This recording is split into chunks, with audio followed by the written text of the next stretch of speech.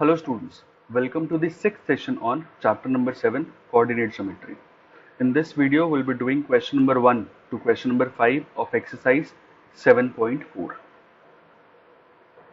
So starting with question number 1, determine the ratio in which the line 2x plus y minus 4 equal to 0 divides the line segment joining 2 minus 2 and 3 comma 7. So suppose this is point A which is 2 comma minus 2 and this is point B which is 3 comma 7.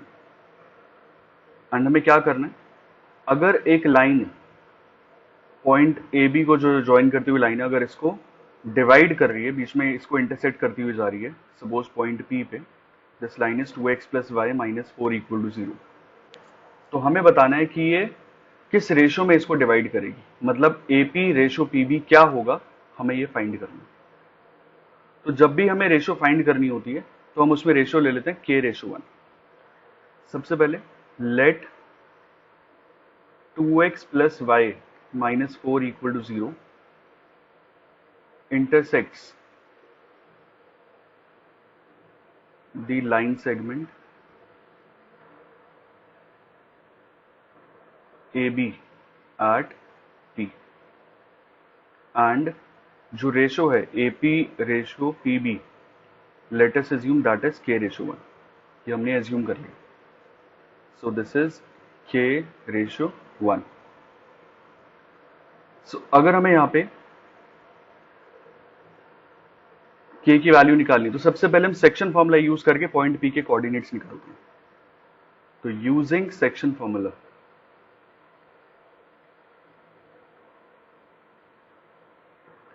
Section formula point P के coordinates this will B, section formula में क्या होता है, opposite direction में multiply होता है, तो 1 multiplied by 2 1 multiplied by 2 K multiplied by 3 plus K multiplied by 3 upon K plus 1 comma.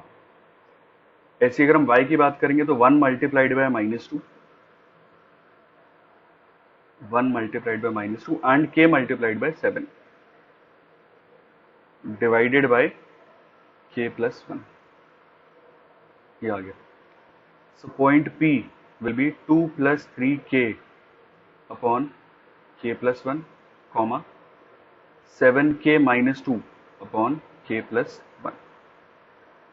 ये पॉइंट P के कोऑर्डिनेट्स निकाल लिए हमने सेक्शन फॉर्मूले से।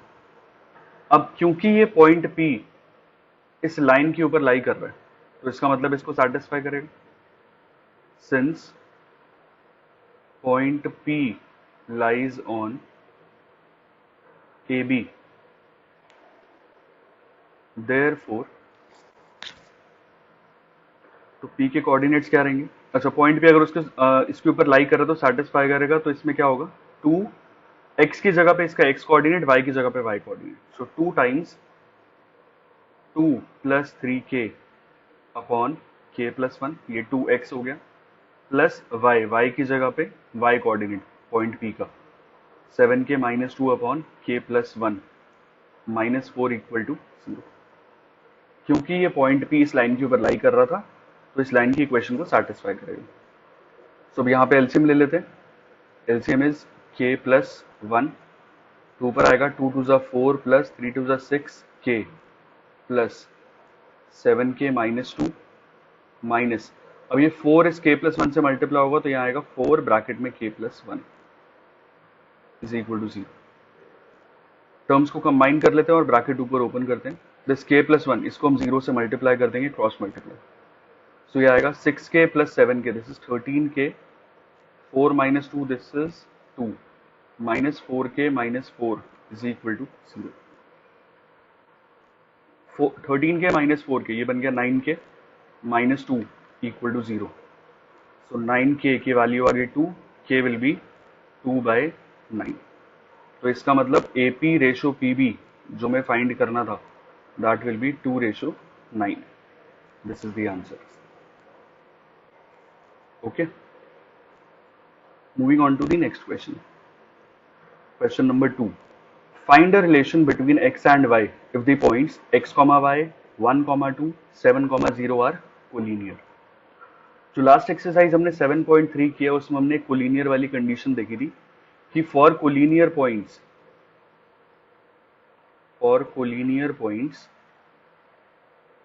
जो एक्सप्रेशन है that is x1 bracket y2 minus y3 plus x2 bracket y3 minus y1 plus x3 bracket y1 minus y2, ये जो एक्सप्रेशन है ये 0 के बराबर होता है, क्योंकि एक्चुअल में फॉर्मूला क्या था, हाफ ब्रैकेट में x1 bracket y2 minus y3 plus x2 bracket y3 minus y1 then x3 bracket y1 minus y2, ये एरिया ऑफ ट्राइंगल देता है। अगर तीनों पॉइंट्स कोलिनियर होंगे तो ट्राइंगल फॉर्म नहीं होगा, तो ट्राइंगल फॉर्म नहीं हो रहा दैट मीन्स जो ट्राइंगल की हाइट है वो 0 हो जाएगी, इस केस में बिल्कुल स्ट्रेट लाइन पे आ जाएगा, तो एरिया ऑफ ट्राइंगल 0 हो जाएगा अगर तीनों पॉइंट्स कोलिनियर होंगे। तो यही कंडीशन हम यहाँ पे यूज करेंगे। यहाँ पे लिख लेते हैं कि ये x1 y1 है, 1,2 is x2 y2, this is x3 y3। Values put करनी है, x1 इसकी जगह आ गया x, y2 माइनस y3 तो 2 minus 0 plus x2 1 bracket y3 minus y1 plus x3 which is 7 y1 minus y2 y minus 2, this is equal to 0। Simplify करेंगे, 2 minus 0 is 2, ये आ गया 2x, 1 into minus y this is minus y plus 7y minus 14 is equal to 0। So 2x plus 6y minus 14 equal to 0, तो ये आ जाएगा 2 common x plus 3y minus 7 is equal to 0। तो result आ गया x plus 3y minus 7 will be equal to 0। This is the answer और this is the relation जब ये तीनों पॉइंट्स कोलिनियर होंगे, is the required relation. Okay. Moving on to question number 3. Find the center of the circle passing through the points 6 minus 6, 3 minus 7 and 3 comma 3. So this is 6 comma minus 6. मान लिया point A है. Point B which is 3 comma minus 7 and point C which is 3 comma 3. Point O ये हमने centre assume कर लिया जिसके coordinates हैं suppose x, y। Let O x, y be the centre of the circle.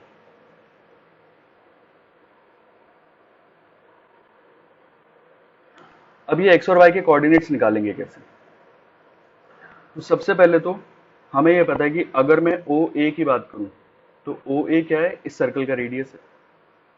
OB जो है वो भी इस सर्कल का रेडियस है और OC जो है वो भी इस सर्कल का रेडियस है। तो OA, OB एंड OC ये तीनों के तीनों रेडियस हैं इस सर्कल के। सो OA, OB और OC ये तीनों इक्वल होंगे because each of them are radius of the circle. अगर हम OA की बात करें या फिर OA स्क्वायर कर देते हैं, क्योंकि OA आएगा वो अंडर रूट में आएगा तो बेटर इज हम स्क्वायर कर दें। तो OA स्क्वायर विल बी, इसमें डिस्टेंस फॉर्मूला लगाया, OA x2 माइनस x1 का square plus y2 minus y1 का स्क्वायर, तो this will B x minus 6 का स्क्वायर प्लस y प्लस 6 का स्क्वायर। OB स्क्वायर कितना आएगा, under root of x minus 3 का स्क्वायर प्लस y प्लस 7 का square, and last OC square किसके बराबर आएगा, under root of x minus 3 का स्क्वायर प्लस y माइनस 3 का स्क्वायर, x माइनस 6 का स्क्वायर प्लस y प्लस 6 का स्क्वायर, ये OA स्क्वायर आ गया। Similarly OB square distance formula से और OC स्क्वायर, अच्छा अंडर रूट नहीं आएगा क्योंकि हमने ऑलरेडी स्क्वायर कर दिया। अब हमें क्या करना है, अच्छा कहीं पर भी नहीं आएगा ये अंडर रूट, स्क्वायर ऑलरेडी कर दिया हमने। तो सबसे पहले हम क्या करेंगे, अब क्योंकि तीनों बराबर हैं तो हम OB और OC इनको ले सकते हैं, OA और OB इसको ले सकते हैं, या OA और OC इसको ले सकते हैं। तो हमें अब यहाँ पे पेयर बनाने किन्हीं भी दो को ले सकते हैं, ओ ए ओ बी या ओ ए ओ सी, इस तरीके से कैसे भी ले सकते हैं। बट अगर हम ध्यान दें तो दोनों साइड्स पे ओ बी और ओ सी में दोनों में x माइनस थ्री आ रहा है। तो अगर हम पहले ओ बी स्क्वायर और ओ सी स्क्वायर को ले लें तो उससे क्या होगा, O B square is x minus three का स्क्वायर, ओ और ये साथ में आएगा वाई प्लस सेवन का square, and O C is x minus three का square plus Y minus three का स्क्वायर। एक्स माइनस थ्री का स्क्वायर से एक्स माइनस थ्री का स्क्वायर कैंसिल आउट हो गया, और यहाँ पे स्क्वायर ओपन कर देते हैं, ए प्लस बी का स्क्वायर और यहाँ ए माइनस बी का स्क्वायर, तो A square plus B square plus two A B is equal A square plus B square minus two A B. Y square से y square cancel हो गया, 14y plus 6y, minus का 6y left side पे आके plus का हो गया, will be equal to 9 minus 49, तो 20y is equal to minus 40, so y will be equal to minus 2। y की वैल्यू माइनस 2 आ गई। अब यहाँ का y तो पता चल गया, सेंटर का y कोऑर्डिनेट क्या होगा। अब हमें x निकालना, तो x के लिए क्या करेंगे, जैसे अभी हमने OB और OC को लिया, ठीक है, अब हम OA और OB ले सकते हैं या फिर OA और OC ले सकते हैं, कुछ भी चलेगा। तो हम ले रहे हैं सबसे पहले OA square is equal to OB square. OA ये बन गया x माइनस सिक्स का square plus y plus six का square will be equal to x minus three का square plus y plus seven का स्क्वायर।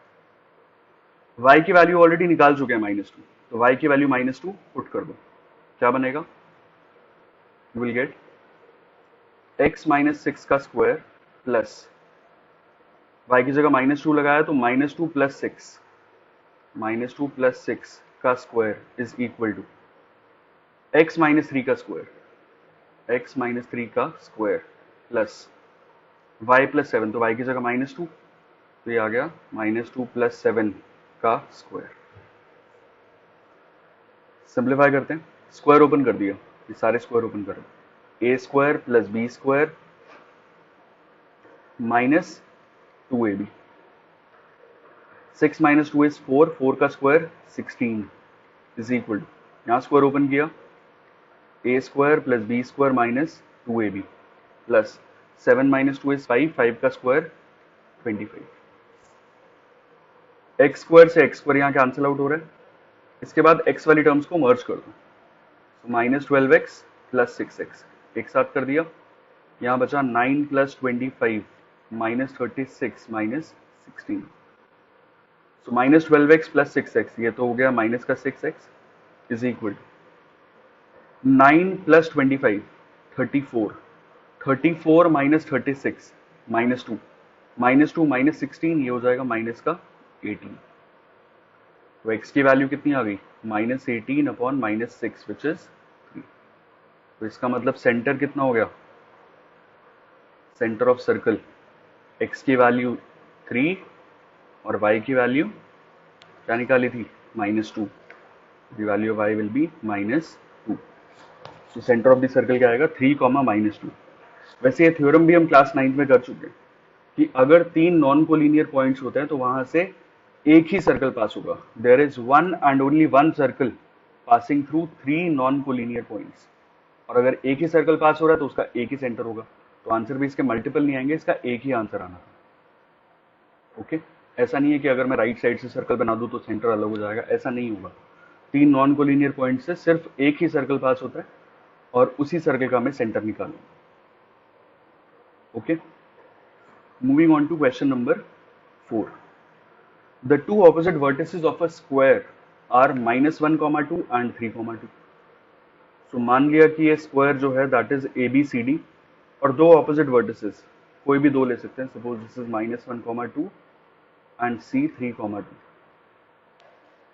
ये ऑपोजिट वर्टिसेस ले लिए और हमें क्या करना है, बाकी दो जो B और D कोऑर्डिनेट्स हैं इनके बताने कि B और D के कोऑर्डिनेट्स क्या होंगे। तो B के कोऑर्डिनेट्स मैंने मान लिए, suppose this is x, y। तो सेम अगर मैं D के भी कुछ मान लूं A, B या P, Q, तो वहां पर उसके लिए सेपरेट इक्वेशन बन जाएगी। अब दोनों के लिए अलग इक्वेशन बन जाएगी, तो इसको सॉल्व करना मुश्किल रहेगा हमारे लिए, क्योंकि बी के लिए अलग इक्वेशन, डी के लिए अलग इक्वेशन, तो वो नहीं कर सकते हैं। ठीक है, क्योंकि चार वेरिएबल हो जाएंगे, जिसको सॉल्व करना हमारे लिए थोड़ा सा मुश्किल हो जाएगा। तो बेटर है कि अब यहाँ पे सिर्फ एक ही के कोऑर्डिनेट एज्यूम कर लें, जिससे कि हमारा ऑटोमेटिकली दूसरे के कोऑर्डिनेट्स आ जाएंगे, क्योंकि सेम ही इक्वेशन बनने वाली है, बस एक्स की जगह पे ए और बी आ जाएगा, एक्स और वाई की जगह। ठीक है, बट होगा क्या कि अगर दो वेरिएबल्स हैं एक्स और वाई, तो हमें दो इक्वेशंस चाहिए होंगी। ठीक है, तो एक इक्वेशन तो आएगी कि क्योंकि ये स्क्वायर है तो ए बी और बी सी इक्वल होंगे। स्क्वायर की ऑपोजिट साइड, सॉरी, स्क्वायर की सारी साइड्स इक्वल होती है, तो सबसे पहले ए बी और बी सी को हमने इक्वल रख दिया, साइड्स ऑफ स्क्वायर। तो ए बी क्या बनेगा, A B is under root of x plus one का square plus Y minus two का square is equal to B C, B C is x minus three का square plus Y minus two का square, squaring both sides.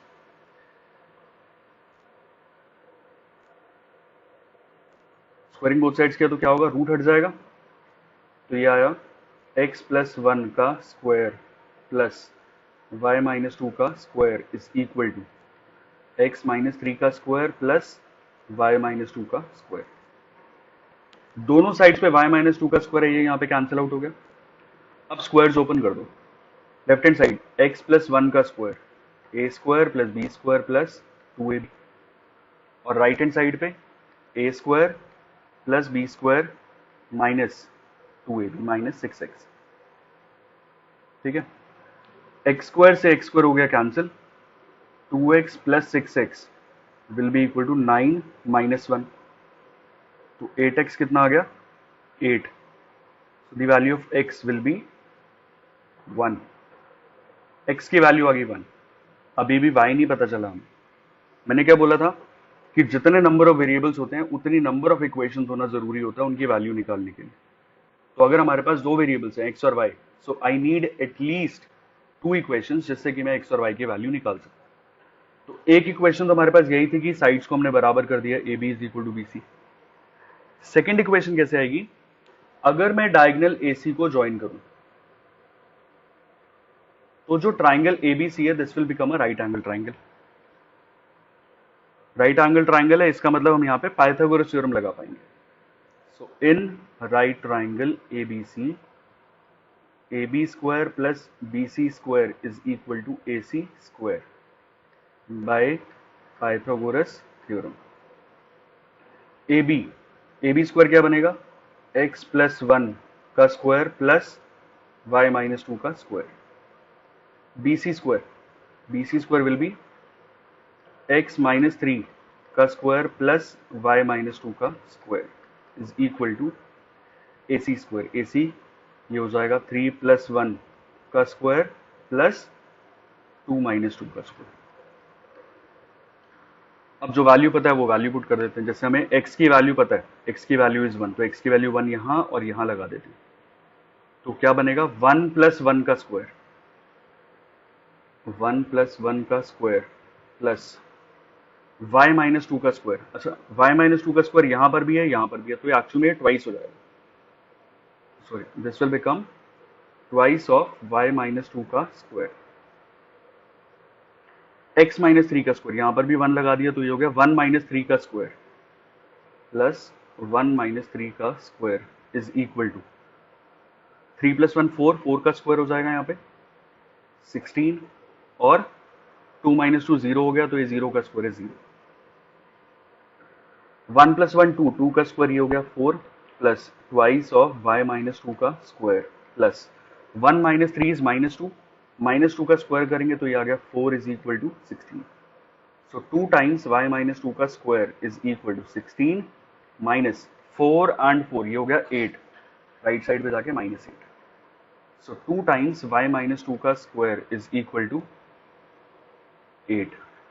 सो y minus two का square कितना आ गया, 4।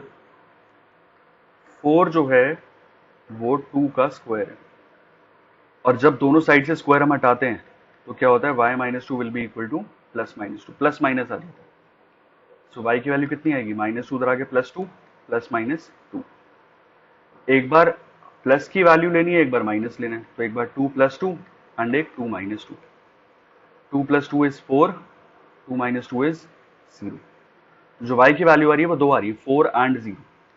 x की value 1, तो x की वैल्यू एक सिंगल है, y की दो वैल्यूज आ रही है, और ये जो दो y की वैल्यूज हैं ये एक्चुअल में ये दो ऑपोजिट वर्टिसेस की, एक b का और एक d का।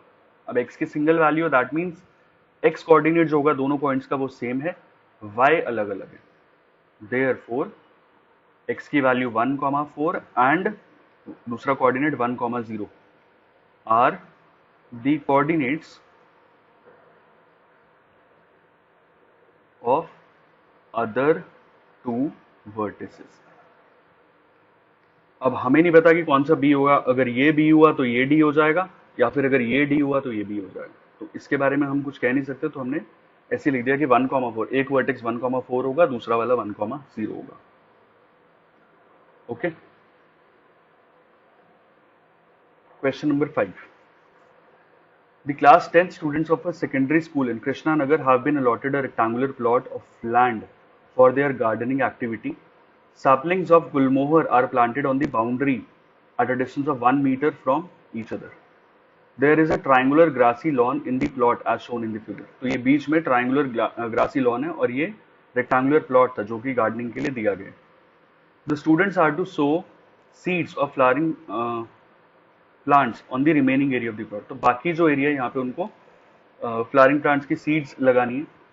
Taking A as origin, find the coordinates of the vertices of the triangle. तो ए को ओरिजिन लेके हमें इसके कोऑर्डिनेट्स निकालने। तो अगर हम इसमें देखेंगे तो क्यू के कोऑर्डिनेट्स आएंगे, एक्स एक्सिस पे 3 है, वाई एक्सिस पे 2 आ रहा है, ये 2 और ये 3, so this will be 3, 2। R के देखेंगे तो आर जो आ रहा है वो यहाँ पे 6 से आ रहा है और यहाँ पे, तो दिस इज 1, 2, 3, 4, 5। तो एक्स एक्सिस पे 6, वाई एक्सिस पे 5। और अगर पॉइंट पी देखेंगे तो पॉइंट पी यहाँ पे 4 पे आ रहा है और यहाँ पे 6, दिस विल बी 4, 6। तो coordinates of point P is 4, 6, Q is 3, 2 and R is 6, 5। एक तो ये निकालना था। नेक्स्ट क्या बोला है, what will be the coordinates of the vertices of triangle PQR if C is the origin. अगर C को ओरिजिन ले तो कोऑर्डिनेट्स क्या बनेंगे। और आगे पूछा है also calculate the areas of the triangle in these cases, what do you observe. तो ट्रायंगल के एरिया भी निकालने हैं। तो एक बार A को ओरिजिन लेके ट्रायंगल जो बनेगा उसका एरिया निकालना है, और एक बार अगर हम C को ओरिजिन लेके ट्रायंगल का एरिया निकालें तो क्या बनेगा। तो पहले अभी A को ओरिजिन लेके जो हमारे पास कोऑर्डिनेट्स आए x1 y1 x2 y2 x3 y3, तो पहले हम इससे एरिया निकालते हैं। So area of triangle PQR, this will be half mod x1 bracket y2 minus y3 plus x2 bracket y3 minus y1 plus x3 bracket y1 minus y2। ये आ गया, तो ये आ गया half x1 4 bracket y2 minus y3 plus x2 y3 minus y1 plus x3 y1 minus y2। बस values put करनी है। So half 4 into minus 3 minus 12, 5 minus 6 is -1, -1 into 3 -3, 6 into 4 this is 24, 24 minus 15, 24 में से 15 गया तो ये हो जाएगा 9/2, मतलब 4.5 स्क्वायर यूनिट्स। ये हमारा एरिया आ रहा है जब हमने ए को ओरिजिन लिया, टेकिंग ए एज ओरिजिन। अब यही सेम चीज हमें करनी है जब हम पॉइंट सी को ओरिजिन लें। तो पॉइंट सी को ओरिजिन लेंगे तो क्या किया, बस इस फिगर को ऐसे घुमा दी, तो सी जो है वो पॉइंट नीचे आ गया, डी इधर की तरफ शिफ्ट हो जाएगा ऊपर, और ऐसे सारे के सारे पॉइंट शिफ्ट हो गए। सो इसको सीधा लिख देता हूं मैं, दिस पॉइंट इज सी, ये ऊपर वाला डी आ गया, this point is a now, और ये आ गया बी।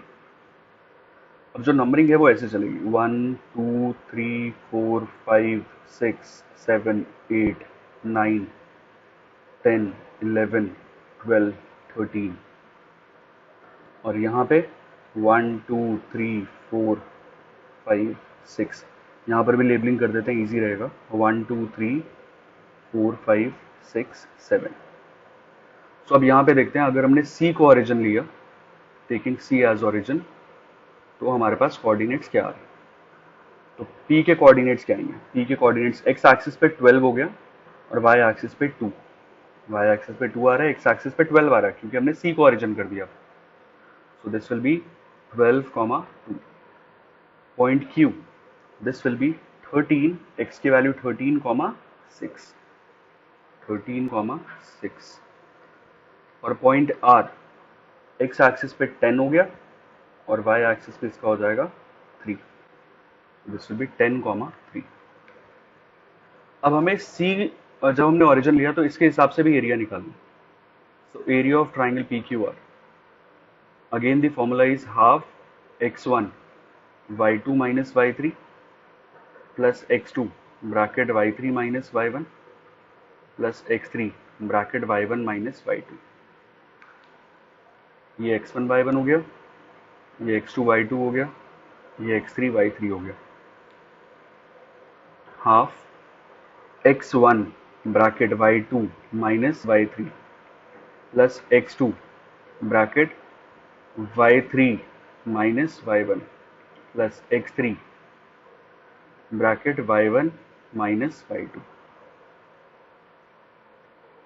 ये आ गया। और ये मॉडल ये आएगा half 12 multiplied by 3 36 plus 13 multiplied by 1 13 and 10 multiplied by -4 -40।